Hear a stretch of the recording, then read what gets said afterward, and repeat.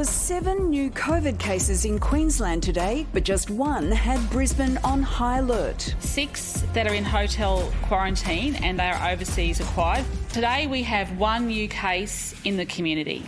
So far, authorities don't know how the 26-year-old man contracted the virus. We'll be getting genome sequencing results that will assist us in working that through. But they do know he's been infectious for at least a week. This gentleman developed symptoms on Monday.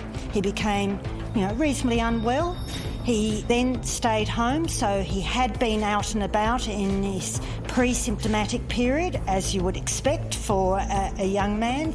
The Premier quick to act on the positive test delivered just last night. From 12 noon today, our aged care, our hospitals, our prisons, people caring for people with a disability will be closed to visitors, but this will be confined to the Brisbane City Council areas and to Moreton. The man visited a series of locations around Brisbane before becoming symptomatic, prompting the pleas we're now all too familiar with. We absolutely want people, especially over the next 2 to 3 days, to come forward and get tested if you are feeling unwell and you have symptoms. Around the country this week, COVID restrictions are easing significantly, and Premier Palaszczuk's concerned complacency is creeping in. People are not social distancing. And the other thing that's coming back is everyone is doing handshakes again. Please, we are still in the midst of a pandemic. Well, Professor Catherine Bennett is here to give us her take on the situation. Professor Bennett, that was a pretty stark reminder there from the Queensland Premier Anastasia Palaszczuk. Have we become too relaxed too quickly?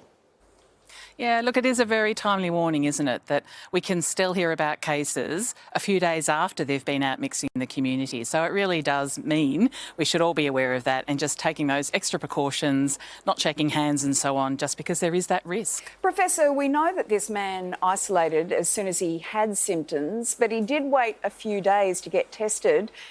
Could he have done it differently?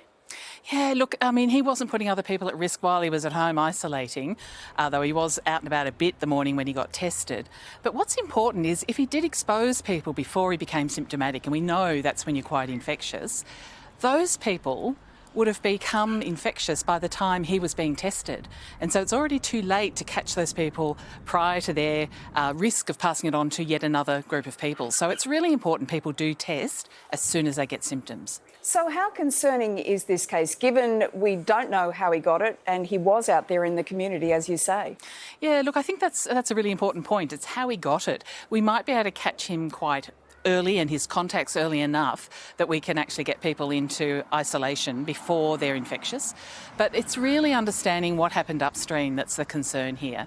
So they'll be doing work on genomics that'll help them identify the strain. They'll know whether it's associated with one of the returnees in one of the hotels, for example. That will help narrow down where he got it, because it's those links backwards, the upstream story that we need to understand, because there's obviously some more cases between him and the person that brought this virus into the state.